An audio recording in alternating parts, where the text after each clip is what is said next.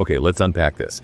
Imagine a game that's being described as this wild, sort of chaotic blend of some really beloved titles. Like, what if you took Sea of Thieves, the ship combat, the shared world adventure, and mashed it up with Overwatch with its unique heroes and abilities, and then maybe just threw in a dash of Up Hunt, showdowns, high-stakes extraction tension. What kind of, crazy fun space adventure would that even be? Yeah, that sounds pretty wild, doesn't it? And yeah, that's basically the pitch for what we're diving into today, Wildgate. It's this new team-based extraction shooter from Moonshot Games and Dreamhaven, and our mission really for this depth dive is to get into its gameplay, pull out what players were saying during the community preview, and figure out what the devs have planned for the launch. That's set for July 22, 2025, by the way. We really want to get what makes this game tick, and where it's headed, especially how it grabs you right from the start. Right. So to really get Wildgate, we got to start with the core loot, the absolute basics. You're in a 4-person crew flying a ship through this dangerous, procedurally generated bit of space called the Reach. Yeah. Okay, so what's the actual goal? What are you trying to do out there?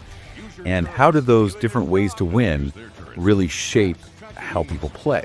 Well, the primary goal, the one they sort of push, is finding this ancient, super valuable artifact.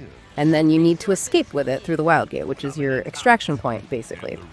But here's the twist, and it's a big one.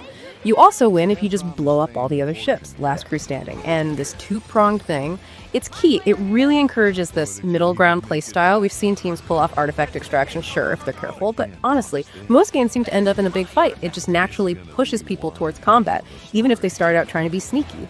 So the game really blends that tactical ship stuff, piloting, shooting turrets, frantic repairs, with fast-paced FPS action when you maybe board an enemy ship. Okay, so if combat is often the default outcome, does that mean the artifact is maybe more of a lure, like a way to get everyone fighting in the same place, rather than a genuinely equal path to victory for, say, stealthy players? And this cartoon chaos idea is not just gameplay, right? It sounds like it bleeds into the whole vibe, the look and feel.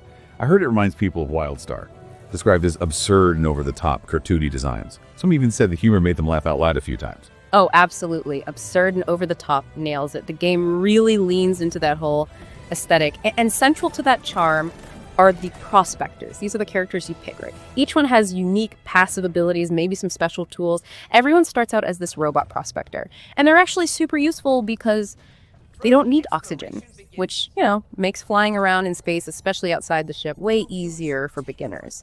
Then you've got others like Moofs, this dragon griffin sparrow-looking guy, Samo the goat man, Ion the four-armed alien, Sal the fish.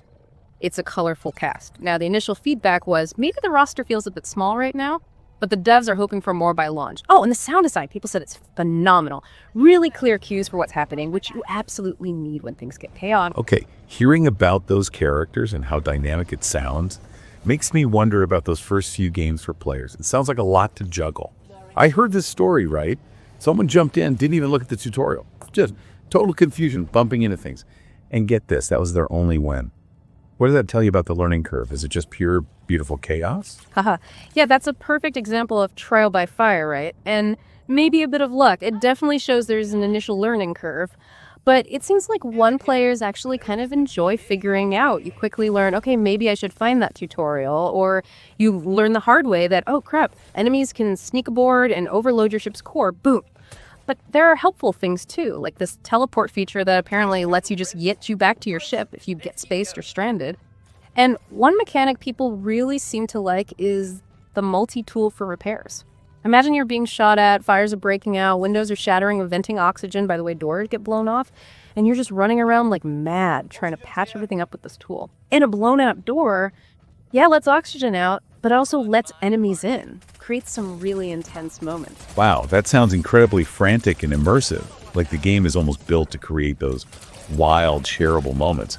And speaking of dramatic moments, what about that story of the final match, where this pilot basically had the win-guaranteed artifact gate right there, but instead they just went full kamikaze, rammed the last enemy ship. I mean, that just shows how player choices can lead to these totally unexpected, explosive, maybe even illogical outcomes, even if it means losing. Exactly. That kind of player-driven emergent story, that's the magic, but also sometimes the headache for designers trying to balance things. Right. So those big explosive moments are clearly there. But what about the bits in between? We heard some interesting feedback about the game's pacing, didn't we? It sounds like matches start fast, salvaging, upgrading, and end with intense fights. But the middle? Sometimes it felt slow, like players were just puttering around waiting for something to happen. Yeah, that pacing point came up quite a bit. The developers, they intend for that middle phase to be about scouting, harvesting resources, maybe planning your next move.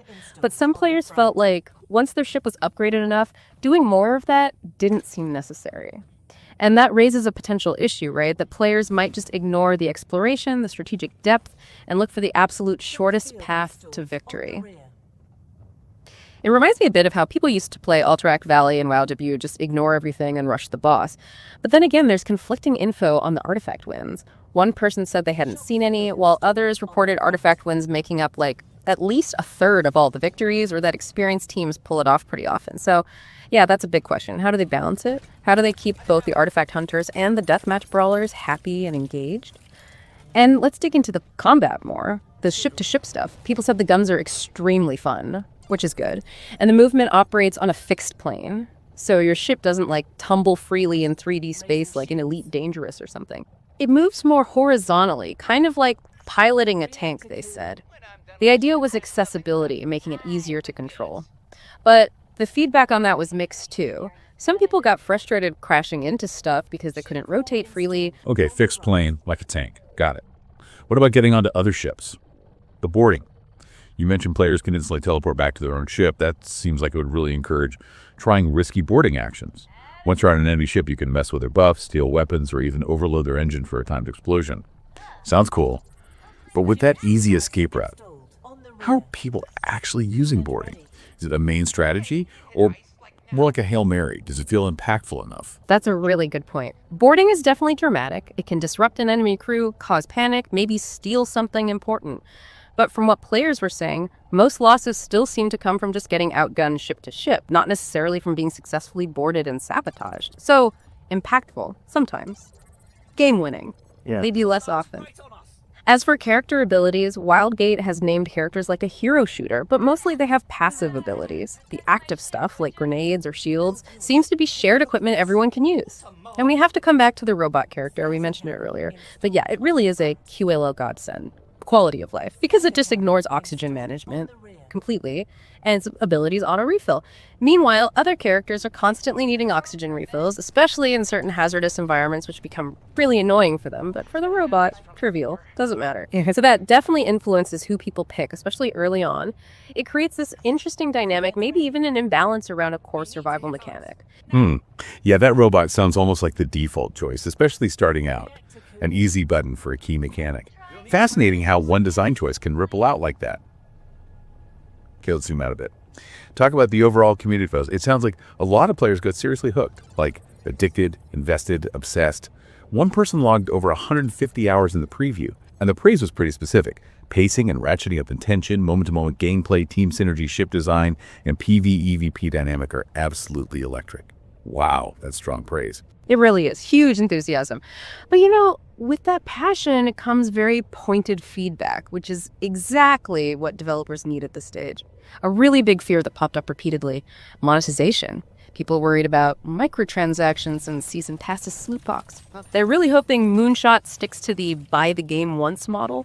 Then there's a bunch of quality of life stuff people want. Mic status indicators, seeing who's talking, being able to use the rear camera while piloting, loadout persistence between matches, and being able to change loadouts in the lobby. Better UI for friends lists and social stuff, just making it smoother to play together. On the gameplay side, people want more oomph from environmental hazards, like rogue turrets that are actually scary, or fire asteroids that do real damage, make the environment matter more. There was a cool suggestion for a ship power shunting system, divert power to engines for speed, or weapons for more damage, or shields for defense. Adds a layer of tactical choice for the pilot, and maybe directional shield control too. Balanced feedback included shields feeling a bit weak, maybe some specific ship upgrades like ammo regen feeling too mandatory, like you have to take them. And players want better stats at the end of the match to see how they did. And the boarding debate. Oh yeah, that was heated. Some feel it's a huge problem, way too strong, needs nerfs. Others argue it's fine, defenders just need to adapt better.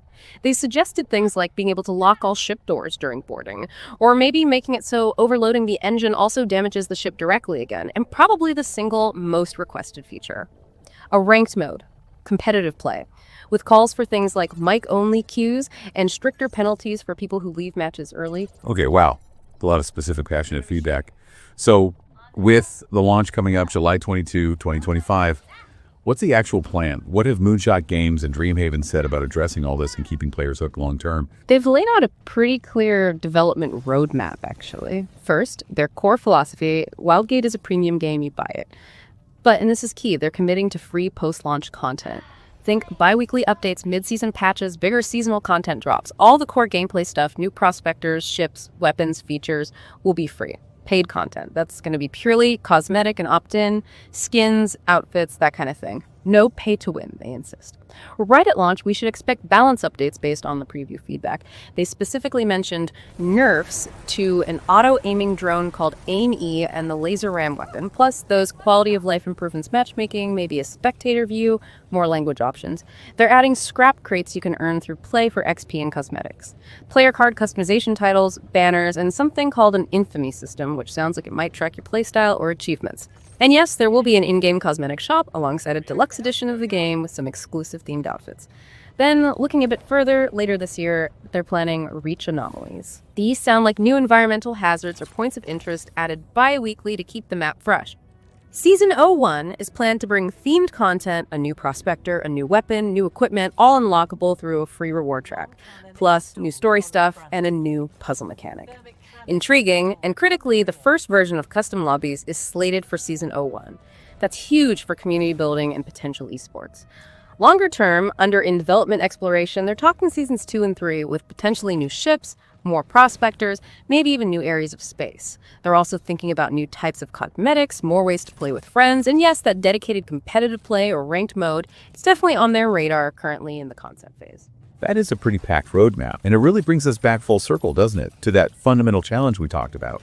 How do you, as a developer, incentivize players to engage with all the cool strategic depth, the exploration, the resource gathering, when human nature often pushes players towards the quickest, most efficient path to just winning the fight? It's such a delicate balancing act. It absolutely is. And as Wildgate gets ready to launch and then starts evolving based on all this player feedback, it really poses a bigger question, I think, about where these online multiplayer games are heading. Will that constant feedback loop lead to truly dynamic, adaptable experiences that cater to different play styles and keep surprising players? Or will those, efficiency at all costs tendencies gamers often have, will they eventually just narrow the game down into one optimized way to play? Makes you wonder. For you listening right now, what stands out as the biggest challenge you see for Wildgate? Or maybe, what's the most exciting part of its potential?